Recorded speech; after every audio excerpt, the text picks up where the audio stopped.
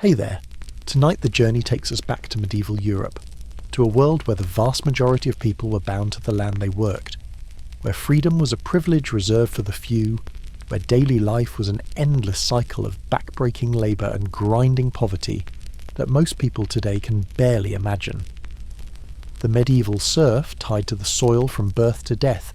experienced a form of existence that was neither quite slavery nor quite freedom, but something in between that combined the worst aspects of both. So before settling in, take a moment to like the video and subscribe, but only if this exploration of history's forgotten masses speaks to something inside that curious mind of yours. And let the comments know where in the world this video is finding its way to tonight. It's always fascinating to see how many corners of the globe share this fascination with understanding how people lived in times so different from our own. Now find that comfortable spot, maybe dim the lights, perhaps turn on a fan for that soft background hum, and let's ease into a story about millions of people whose names were never recorded, whose lives were never considered worth documenting, but whose labour built the medieval world, whose suffering supported the castles and cathedrals and courts that history remembers, whose daily struggles reveal truths about human endurance and the structures of power that shaped centuries of European history. When most people imagine the Middle Ages, they picture knights in shining armour, grand castles perched on hillsides, colourful tournaments and feasts in great halls lit by hundreds of candles, perhaps a romanticised vision drawn from stories and films that focus on nobility and adventure. But this image, while not entirely false, represents only a tiny fraction of medieval society, the aristocratic few who lived lives of relative comfort and privilege. Below them, far below them, making up perhaps 80 to 90% of the population in most medieval European societies, were the serfs, the peasant labourers who worked the land and whose toil sustained everyone above them in the social hierarchy.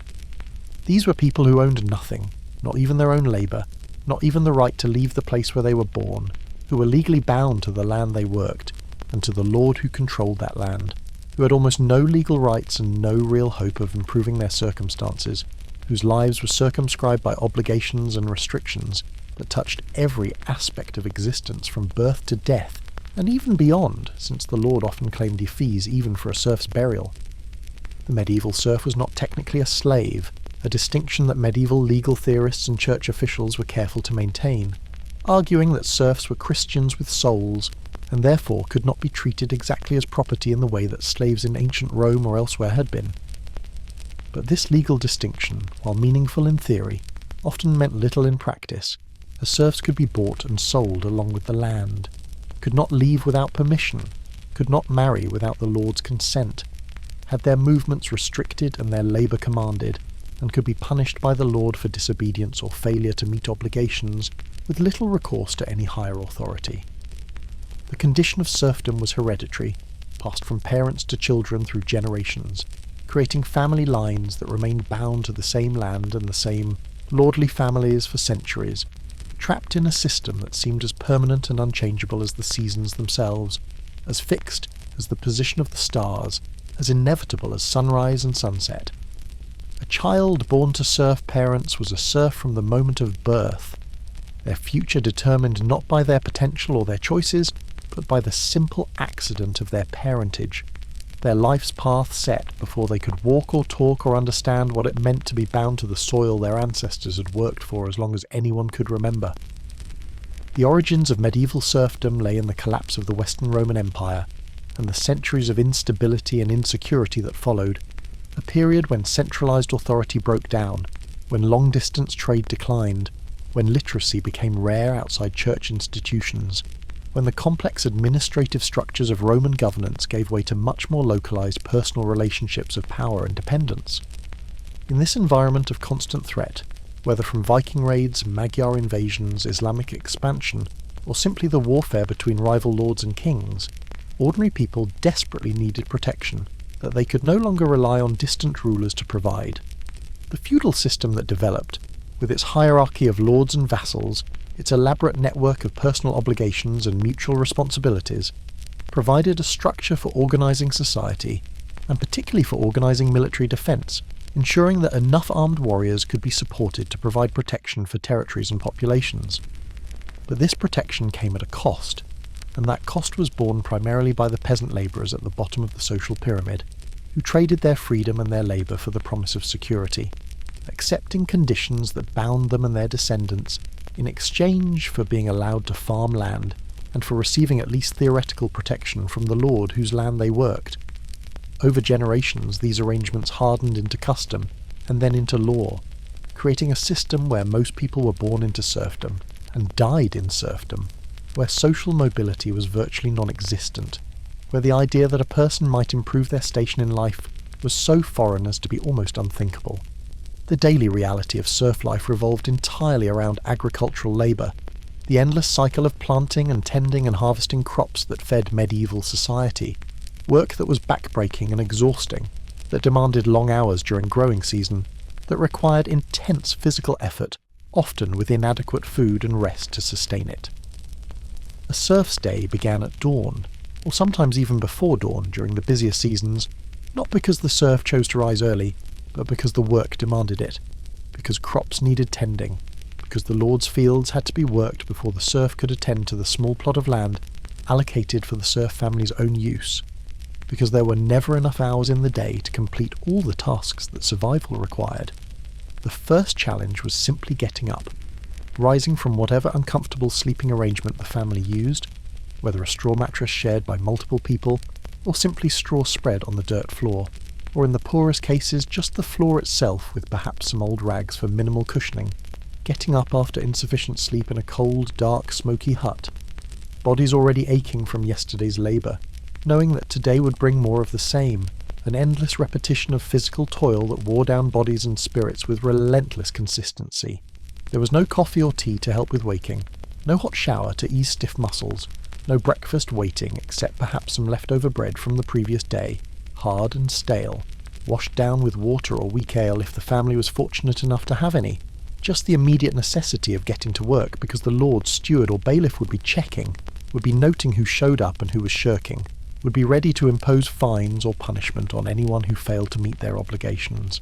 The work itself was brutally physical, demanding strength and endurance that would challenge even well-fed, well-rested modern people, but that medieval serfs had to somehow provide despite inadequate nutrition, despite chronic health problems, despite exhaustion that accumulated over weeks and months and years of constant labour. Ploughing fields was perhaps the most strenuous task, requiring the serf to guide a heavy wooden plough, often pulled by oxen if the serf was fortunate enough to have access to draft animals, or if the lord provided them, but sometimes pulled by the serf and family members themselves if animals were not available, the plough cutting through heavy soil that resisted every step, that caught on rocks and roots, that required constant attention and adjustment, that demanded the worker lean into the effort hour after hour, back bent, muscles straining, feet slipping in the turned earth, sweat soaking through clothing even on cool days, the monotonous repetition of furrow after furrow, row after row, acre after acre, work that had to be done at particular times of year, when the soil conditions were right, and when the planting schedule demanded, meaning that serfs could not take breaks when tired, but had to push through exhaustion, because delays could mean poor crops and hunger later. Planting required walking the ploughed fields, bending and straightening thousands of times to place seeds in the soil, covering them, moving on to the next spot, the body protesting the repetitive motion, the back screaming after hours of constant bending, the hands raw from handling seeds and soil, the sun beating down or the cold wind cutting through inadequate clothing. No rest until the day's allotted area was complete, no sympathy for bodies that were pushed beyond their comfortable limits, just the necessity of getting the work done because survival depended on it, because the lord demanded it, because there was no alternative. The growing season brought different but equally demanding work, the constant battle against weeds that competed with crops for nutrients and water, requiring serfs to spend hours bent over in fields, pulling weeds by hand, a tedious, exhausting task that was never truly complete, because weeds grew back as fast as they could be removed, a Sisyphean labour that had to be repeated over and over throughout the growing season, that left hands blistered and backs aching, that had to be done in addition to all the other tasks that demanded attention. There were animals to tend, not the serfs' own animals usually, since most serfs owned little or nothing. but the lord's livestock that required feeding and watering and watching, that needed to be moved to different pastures, that had to be protected from theft or predators, that demanded attention even when the serf was exhausted from fieldwork, even when other tasks were pressing, because animals could not be neglected without consequences that would fall on the serf who failed in their duties. There was maintenance work on tools and buildings, repairs to fences and walls, clearing of brush and stones from fields, digging and maintaining drainage ditches, work on roads and bridges that served the manor, countless tasks that all required time and effort, that all had to be fit into days that were already overfilled with obligations, that all contributed to the crushing workload that defined serf existence. And crucially, much of this work was not for the serf's own benefit, but was labour owed to the lord, time spent working the lord's fields before the serf could attend to the small plot allocated for family use, days each week that belonged entirely to the lord, that represented the rent paid not in money, which serfs rarely had, but in labour, in the sweat and strain of bodies that had no choice but to comply with demands that came from someone who had power over every aspect of the serf's life. Harvest time represented the most intense period of labour, when the entire year's work came to fruition, and when the race against weather and time demanded that everyone capable of working, men, women, children, elderly, all had to contribute to bringing in crops before they spoiled or were damaged by rain or early frost, before they could be eaten by birds or animals, before the narrow window of optimal harvest time closed, and the opportunity was lost. Harvest was exhausting in ways that even the year's other hard labour was not, because it compressed so much necessary work into such a short time, because it demanded long days that stretched from first light to darkness, because it allowed no rest, no breaks, no consideration for bodies that were already worn down by months of constant toil. Cutting grain with sickles or scythes required hour after hour of repetitive motion, bending and swinging and gathering, tying bundles, moving them to carts, loading and unloading, threshing to separate grain from chaff, winnowing to remove debris, every step requiring physical effort, every task taking time that was in desperately short supply, the whole community racing against the calendar and the weather to complete a task that could not be delayed or postponed, that had to be finished, or everyone would suffer the consequences in hunger during the coming winter. The lord's fields had to be harvested first. The choicest parts of the harvest belonged to the lord. The serf's own small plots could only be attended to after obligations to the lord were met, meaning that serfs often found themselves harvesting late, after optimal time, getting whatever remained after the lord had taken his share, always subordinating their own needs to the demands of the person who controlled their lives and their labour. The tools available for all this work were crude by modern standards, simple implements that had changed little for centuries,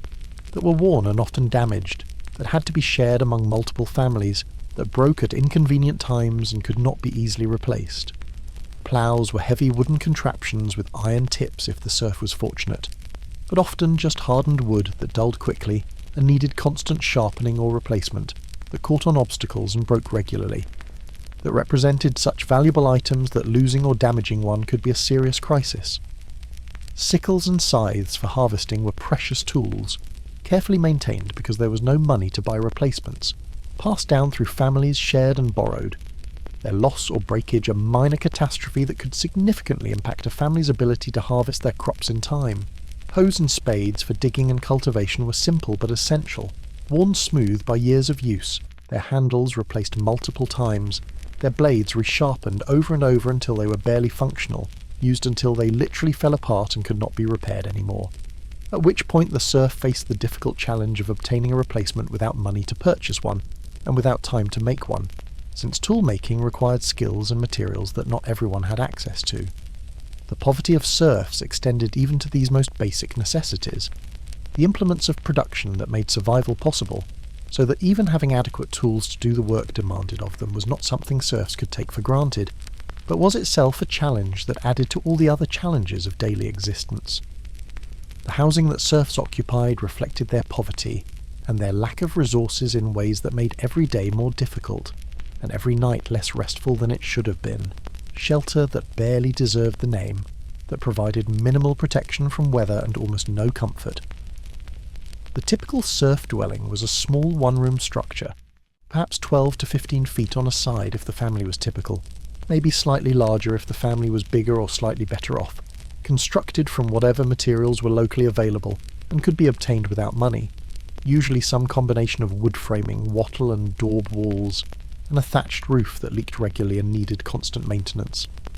Wattle and daub construction involved weaving flexible wooden branches between vertical posts to create a lattice framework,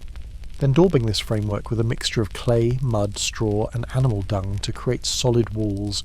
a technique that was cheap and accessible but that produced walls that were thin, that provided minimal insulation, that cracked and crumbled and needed frequent repairs, that let in cold air through gaps and cracks, that grew mouldy in damp climates, that were never quite weatherproof no matter how carefully they were constructed or maintained. The thatched roof, made from bundles of straw or reeds or whatever plant material could be gathered and tied together, kept out heavy rain when it was new but deteriorated quickly, developing leaks that dripped water into the living space during storms, harbouring insects and mice and birds that nested in the thatch, occasionally catching fire from sparks from the central hearth, requiring regular maintenance and periodic replacement that demanded time and materials that serfs struggled to provide, while also meeting all their other obligations. Inside this small structure lived an entire family, parents and children, and sometimes elderly relatives, sometimes even extended family members if circumstances required it, all sharing one room that served every function of daily life, sleeping and cooking and eating and whatever craft work or indoor tasks needed to be done, all happening in the same cramped space, with no privacy, no separate areas for different activities, no escape from the noise and smells and presence of other people. The floor was usually just packed dirt, perhaps covered with straw or rushes if the family could manage it, but often just bare earth that turned to mud when water was tracked in or spilled.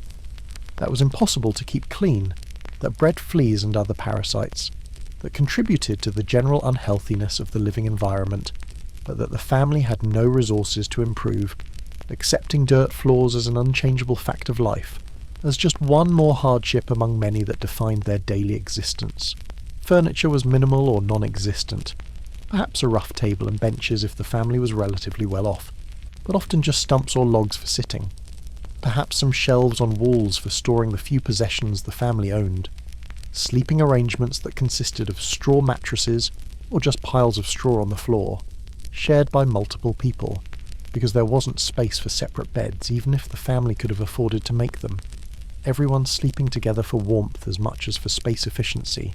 huddling against the cold that seeped through inadequate walls, that rose from the ground, that made winter nights an endurance trial that left people stiff and aching and exhausted even after hours of fitful sleep. The central hearth, usually just a fire pit in the middle of the floor with perhaps some stones arranged around it, provided the only heat and the only means of cooking, a constantly burning fire that was never allowed to go out completely because restarting it was difficult and time-consuming, requiring flint and steel and tinder and patience. So families maintained fires continuously, banking them at night to keep embers alive until morning, adding fuel throughout the day to keep flames burning, the fire representing both survival and hazard, necessary for warmth and food preparation, but also a constant danger in a structure made almost entirely of flammable materials, the smoke from the fire having no proper chimney, but rising through a hole in the roof, or simply filling the room and finding its way out through gaps in walls and thatch, creating a hazy, smoky atmosphere inside the dwelling that made eyes water and throats roar, that coated everything with soot and created respiratory problems that contributed to the chronic health issues that affected most medieval people. Living in this constant smoke was unavoidable. It was the price of having fire for warmth and cooking, and while humans can adapt to many things, smoke inhalation still causes damage, still affects lungs and sinuses and eyes, still contributes to infections and breathing problems, still shortens lifespans in ways that medieval people observed but could not prevent. Accepting smoke-filled homes as necessary discomfort, as preferable to freezing or eating raw food, as simply one more aspect of life that involved choosing the lesser of available hardships. The question of food and nutrition reveals another dimension of suffering in serf life. The chronic hunger and malnutrition that affected most peasants most of the time, the constant state of having not quite enough to eat, of bodies that were always slightly depleted, that never had adequate nutrition to fully recover from labour or fight off illness, that existed in a state of perpetual want that weakened them and made every other challenge more difficult. The serf diet was monotonous and inadequate, consisting primarily of bread and porridge made from whatever grains the family could grow on their small plot and managed to keep after paying dues to the Lord and the Church, supplemented by vegetables from the small garden plot if weather and pests allowed anything to grow successfully,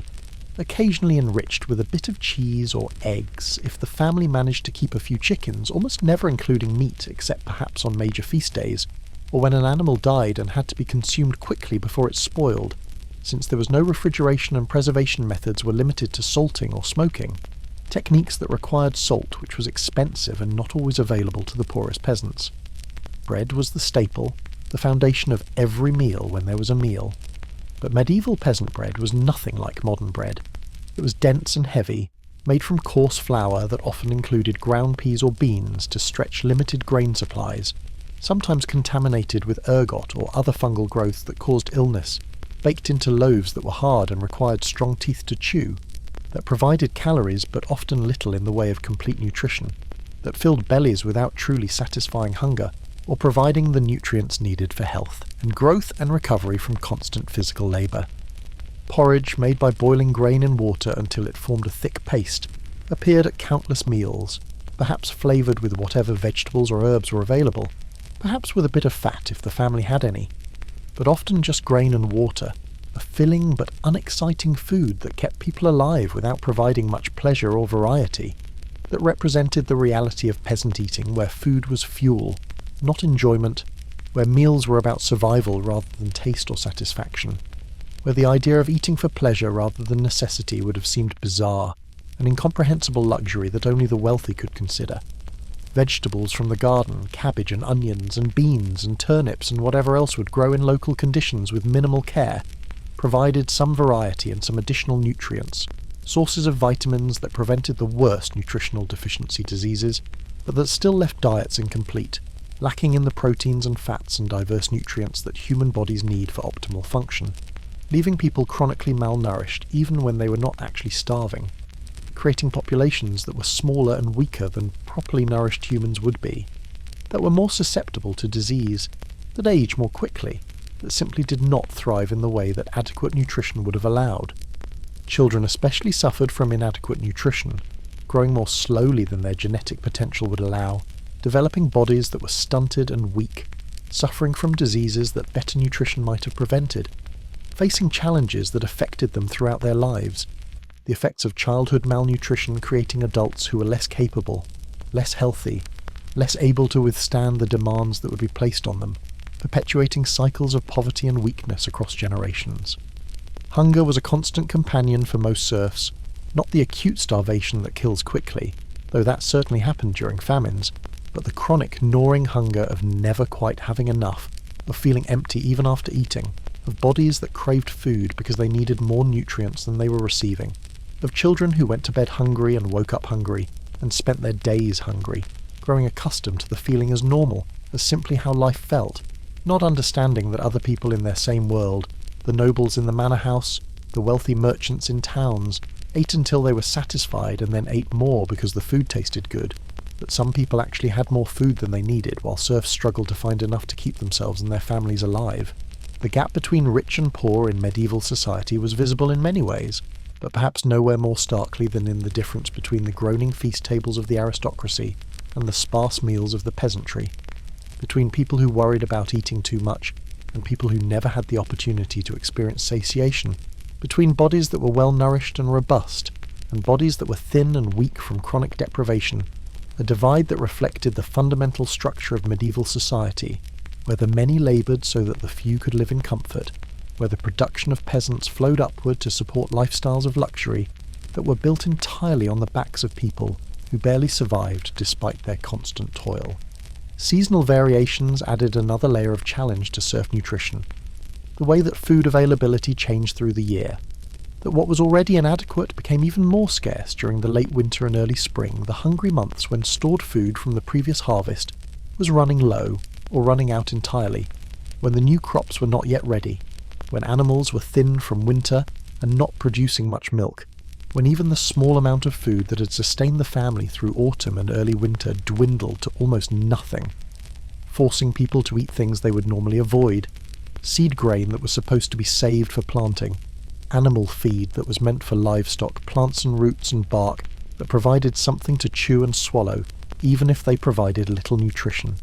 People desperately trying to bridge the gap between the old year's food and the new year's harvest, knowing that every year some families failed to bridge that gap, that some people starved during these lean months, that even those who survived often did so in a state of severe malnutrition that affected their health for months afterward, leaving them weakened and vulnerable right at the time when spring planting demanded the most labour, creating a cruel situation where the hardest physical work of the year had to be performed by bodies that were most depleted, that were running on empty, that simply did not have the energy and strength that the work required. The medieval agricultural calendar was unforgiving, demanding labour at specific times regardless of whether workers were capable of providing it,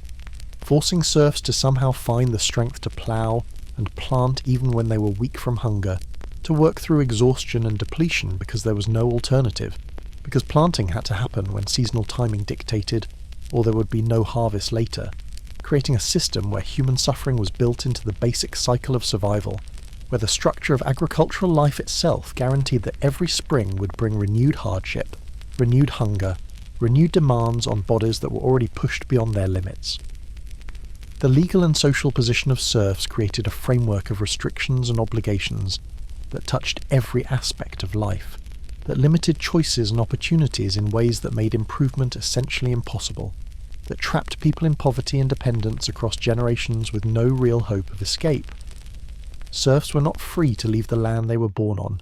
Their freedom of movement was restricted by law and by custom, by the terms of their bondage that tied them to specific plots of land and to the lords who controlled those lands, meaning that a serf could not simply decide to try their fortune elsewhere, could not move to a town or to a different manor in search of better conditions, could not escape an abusive lord or an exhausted piece of land or a community that had become unbearable, but had to remain where they were, working the same fields their parents and grandparents had worked, following the same patterns because the law said they had no choice, because running away was illegal and could be punished severely if the serf was caught and returned, because even if a serf managed to escape, they had no resources, no skills other than agricultural labour, nowhere to go where they would be welcomed or safe. The entire social system designed to keep serfs in place, to prevent the mobility that might have allowed them to improve their circumstances or bargain for better conditions by threatening to leave. Marriage required the lord's permission. The serf could not simply choose a partner and establish a family, but had to ask for consent that might be denied if the lord felt it was not in his interest. That often came with a fee that had to be paid, called merchet, that represented yet another extraction of resources from people who had almost nothing, another way that lords controlled and profited from every aspect of serf life, even the most personal decisions about family formation becoming matters that required noble approval and noble profit, the lord inserting himself into the most intimate aspects of serf existence, claiming rights and fees even for things that had nothing to do with agricultural labour or land management, simply because the law gave him power and serfs had no ability to resist. The obligations owed to the lord structured the entire year, determining how time was spent, what work had priority, when the serf's own needs could be attended to if at all. Labour service, working the lord's fields for a certain number of days each week, represented the largest obligation for most serfs, time that belonged entirely to the lord, that had to be spent on the lord's land regardless of what needs the serf family had, regardless of whether the serf's own crops needed attention, the lord's demands always taking precedence, the serf's own survival always secondary to noble privilege and profit. In addition to regular labour service, there were boon works, extra labour obligations at crucial times like harvest, when the lord could demand that serfs provide additional unpaid work, dropping everything to bring in the lord's harvest before attending to their own, ensuring that the lord's interests were always protected first, even if doing so jeopardised the serf's own survival chances. There were fees for almost everything, fees to use the lord's mill which serfs were required to use rather than grinding their own grain, fees to use the lord's oven for baking, fees to use the lord's wine press, fees for permission to marry or to pass property to children, fees when a serf died and the holding passed to an heir called heriot, usually the best animal or the best piece of equipment that the family owned, taken at the exact moment when the family was most vulnerable, when they had lost their primary worker and needed resources most desperately, the lord claiming his due without regard for the suffering it caused, the system structured to extract maximum value from serfs at every stage of life, and even in death, to ensure that wealth flowed constantly upward from peasant to noble, that no serf could ever accumulate enough resources to achieve independence or security, that poverty was maintained across generations through systematic extraction, disguised as legal obligation and traditional right. The church, which in theory should have been an advocate for the poor and oppressed, was itself a major beneficiary of the feudal system, owning vast lands worked by serfs who owed obligations to bishops and abbots just as secular serfs owed obligations to lords and knights, the ecclesiastical hierarchy paralleling the secular one, both structures existing to extract labour and resources from the peasant class that supported the entire edifice of medieval society. Tithes, the requirement to give 1/10 of production to the church, represented yet another obligation that serfs struggled to meet, yet another claim on the fruits of their labour, yet another reduction in the already inadequate resources that remained for family use after all obligations were met. The church preached resignation and acceptance, telling serfs that their suffering in this world was preparation for reward in the next, that their position was ordained by God, that social hierarchy reflected divine will and should not be questioned or resisted, that patience and obedience and acceptance of their lot were Christian virtues that would be rewarded in heaven even if they brought no relief in earthly life, a message that served the interests of the wealthy and powerful by encouraging the poor to accept their poverty, by framing resistance as not just illegal but sinful, by making a virtue of suffering and patience, by promising future rewards that conveniently required enduring present exploitation without complaint or resistance. Some clergy genuinely cared about the people they served and provided what comfort and help they could within the limits of their positions. But the institutional church as a whole was deeply invested in maintaining the social structure that benefited it, that made it wealthy and powerful, that gave it authority over millions of people, that allowed bishops to live like princes and monasteries, to accumulate vast wealth, while the peasants who supported them struggled to survive. Justice, in the manor court where serfs appeared when accused of violations or when they had disputes with other serfs, was administered by the lord or the lord's representative, meaning that serfs faced a system where the judge was the same person who benefited from their labour, who had every incentive to rule in ways that protected noble interests, who could and did impose fines for violations real or imagined, fines that went into the lord's pocket that represented yet another mechanism for extracting wealth from people who had almost nothing, that made even the judicial system another source of exploitation, rather than a protection for the weak against the strong. Serfs had essentially no rights against their lords, no higher authority they could appeal to for protection from abuse, no meaningful recourse when a lord was cruel or unreasonable, when demands were excessive or punishments were harsh, when the power relationship was abused in ways that caused suffering beyond even the normal suffering that the system guaranteed. People who were trapped in relationships of dependence where all power was on one side and all vulnerability on the other, where the law itself reinforced inequality and provided no pathway for addressing grievances or improving conditions, where resistance was illegal and acceptance was mandatory, where the only options were compliance or punishment, where every aspect of the system was designed to keep serfs powerless, poor, and perpetually subordinate to the nobles who controlled their lives completely. The health challenges that serfs faced added yet another layer to the suffering that defined their existence. The way that medieval medicine was primitive and ineffective, that medical care was largely unavailable to poor people, that injuries and illnesses that might be minor inconveniences with proper treatment became serious threats, that life expectancy was short and infant mortality was horrifyingly high, that pain and disability were common and simply had to be endured because there were no real treatments and no resources to obtain even the inadequate treatments that existed. Injuries from agricultural work were frequent, cuts and strains and breaks from accidents with tools or falls or being kicked by animals, injuries that would heal badly or become infected because there was no way to properly treat them, because wounds were washed with dirty water if they were washed at all, because bandages were filthy rags, because there was no understanding of infection or how to prevent it. People simply wrapping wounds and hoping for the best, sometimes getting lucky and healing, sometimes developing infections that spread and became life-threatening, sometimes suffering permanent disability from injuries that healed poorly or didn't heal at all, leaving people unable to work as effectively, unable to fulfill their labour obligations, falling into a spiral of worsening circumstances as physical limitation reduced productivity, which led to inability to meet obligations, which led to punishment, and fines, which led to greater poverty, which led to worse nutrition, which led to poorer health. A vicious cycle that was nearly impossible to escape once it began, that dragged people and families down into depths of suffering that ended only with death. Chronic pain was a constant companion for most serfs, the inevitable result of decades of hard physical labour performed with inadequate nutrition and no time for proper recovery, bodies that wore out prematurely, joints that became arthritic from repetitive stress,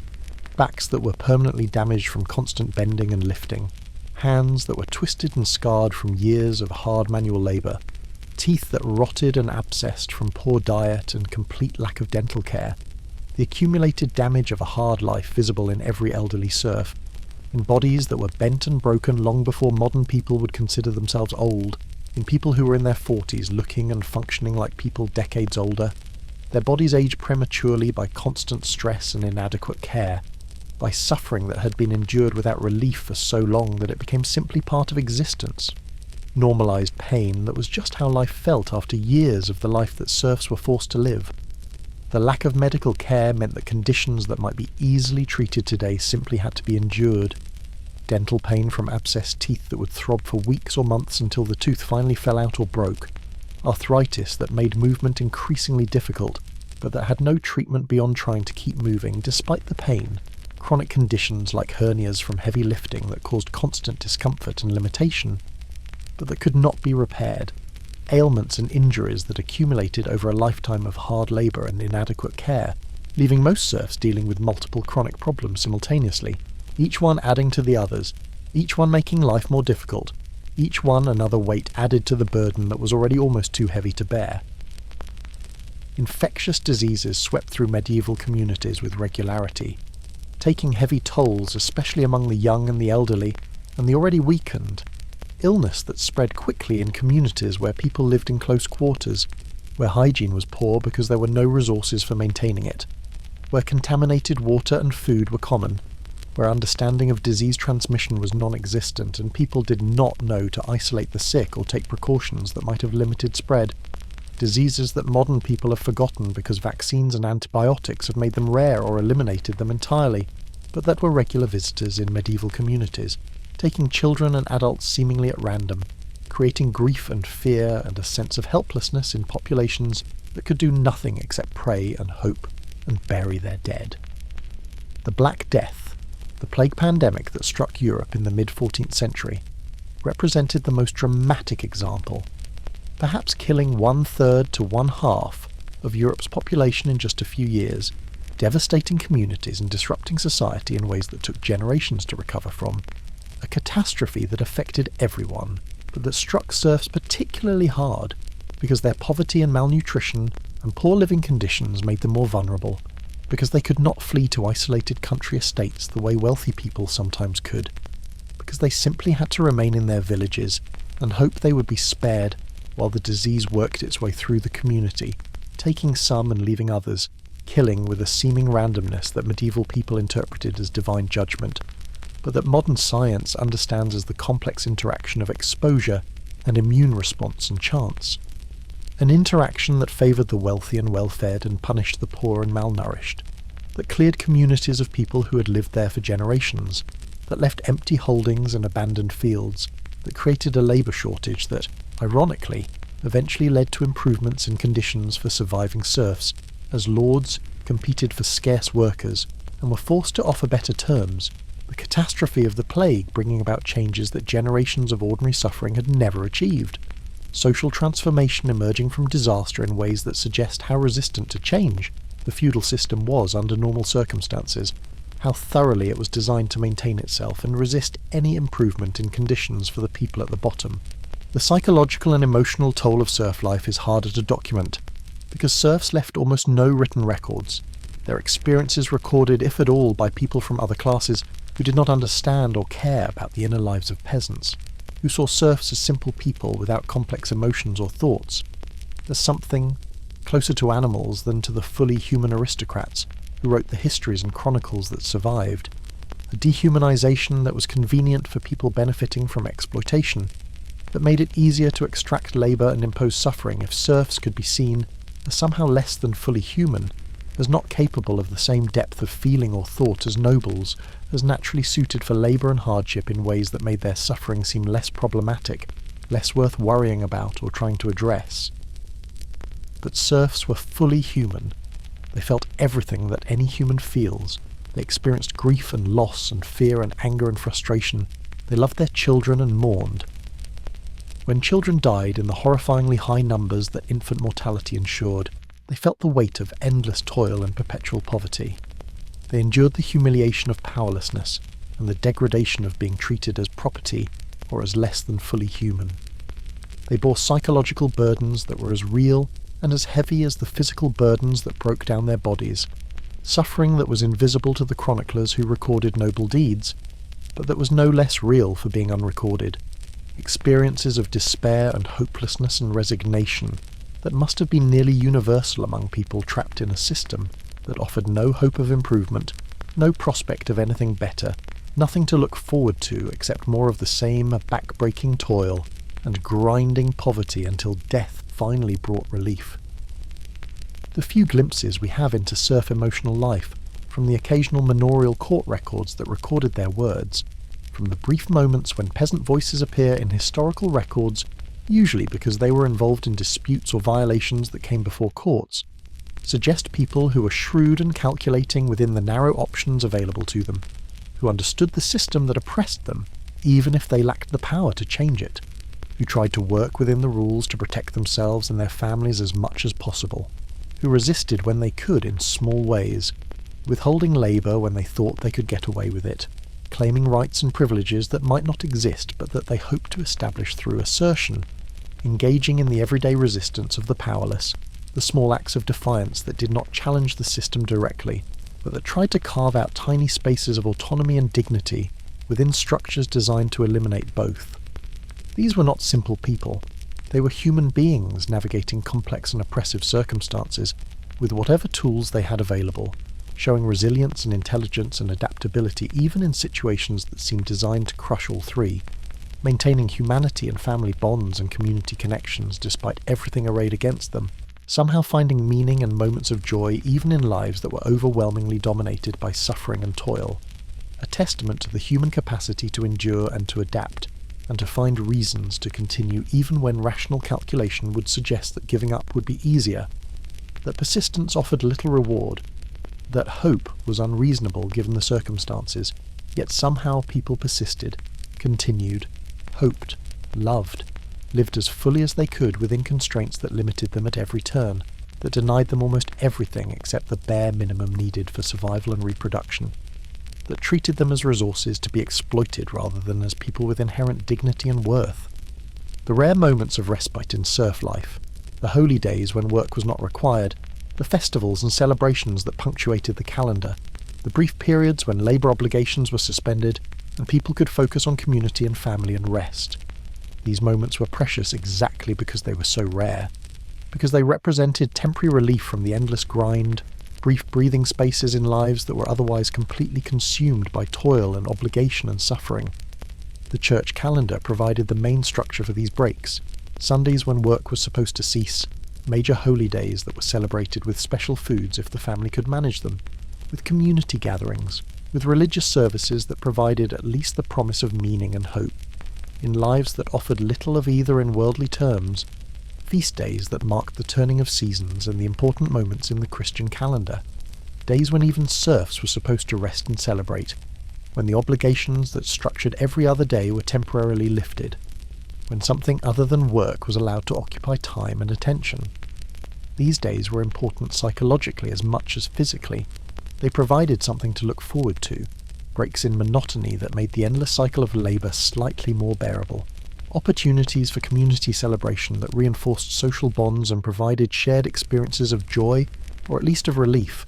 moments when the weight of suffering was slightly lifted, even if it never completely disappeared, even if everyone knew that the next day would bring back all the usual demands and difficulties, that the respite was temporary and would end when the holy day ended, that normal life with all its hardships would resume as inevitably as sunrise followed sunset. Weddings and births were occasions for celebration within serf families, moments of happiness and hope that provided emotional sustenance, even when material circumstances remained dire,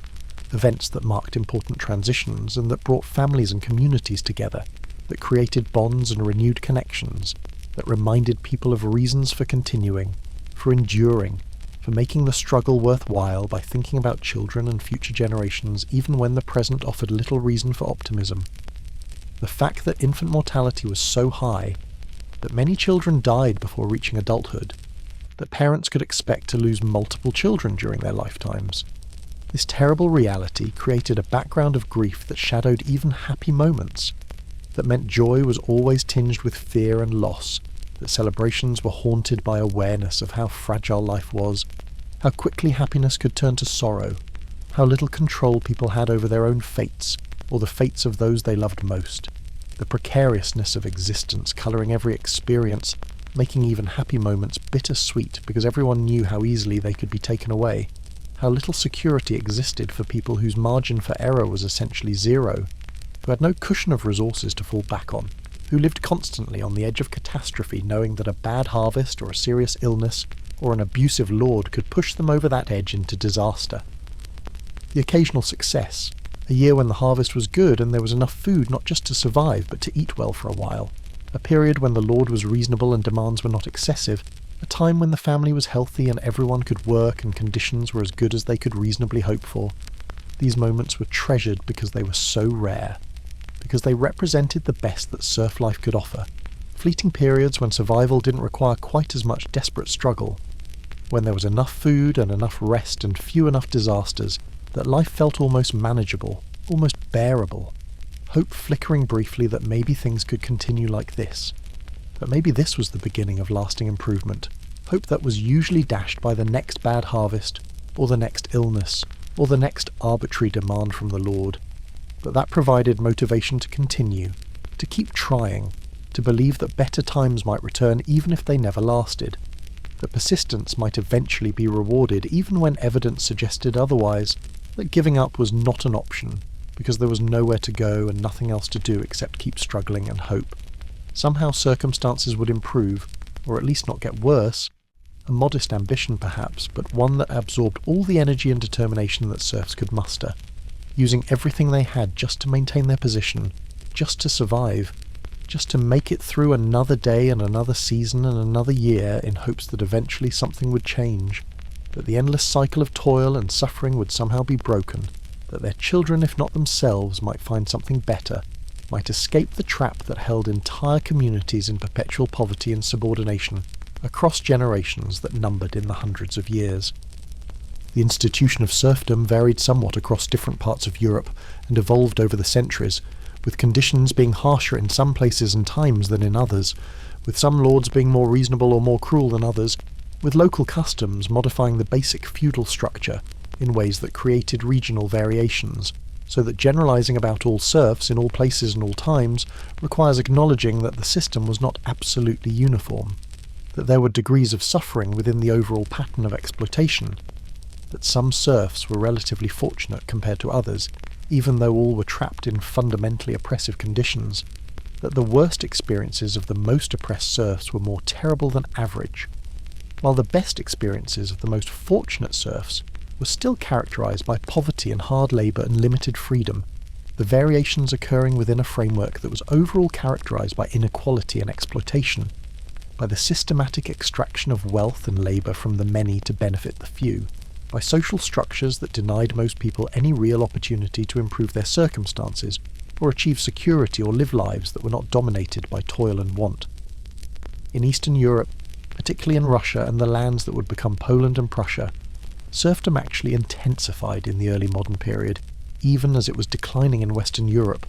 with serfs being bound even more tightly to the land and lords gaining even more absolute power over them, creating conditions that were if anything worse than medieval serfdom, showing that the institution was not simply a feature of the Middle Ages, but could persist and even worsen when social conditions supported it, when lords had sufficient power to impose it, and peasants lacked the ability to resist. A reminder that feudal exploitation was not simply a stage that societies naturally grew out of, but a deliberate social structure that had to be actively dismantled, that required changes in power relationships and legal structures and social consciousness before it could be ended. The decline of serfdom in Western Europe came about through a complex combination of factors, including the labour shortage created by the Black Death, which gave surviving serfs more bargaining power, the gradual development of towns and trade that created alternative opportunities for ambitious peasants who could escape to urban areas, the slow changes in agricultural technology and organisation that made feudal labour obligations less efficient than other arrangements, the development of national monarchies that sometimes protected peasants against noble exploitation as a way of limiting aristocratic power, the gradual shift toward money rents rather than labour services, which gave peasants more control over their time, and eventually created a class of tenant farmers who were not legally bound to the land, changes that occurred over centuries and that were resisted by nobles who benefited from the old system, and who gave up their privileges only reluctantly and incompletely, so that the transition from serfdom to freedom was long and uneven, proceeding at different rates in different places, sometimes advancing and sometimes retreating, finally reaching completion in most of Western Europe only in the late medieval and early modern periods, while in Eastern Europe lasting much longer, not ending in Russia until 1861, nearly into the modern era, showing how persistent feudal relationships could be when power structures supported them, how difficult it was to dismantle systems that concentrated wealth and power in the hands of the few at the expense of the many.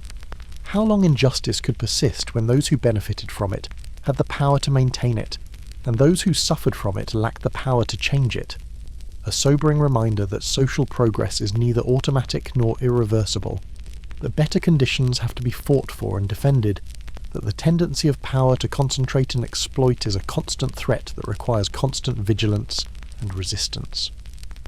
Looking back at the experience of medieval serfs from the comfortable vantage point of the modern developed world, from a position of relative prosperity and freedom that medieval peasants could not have imagined,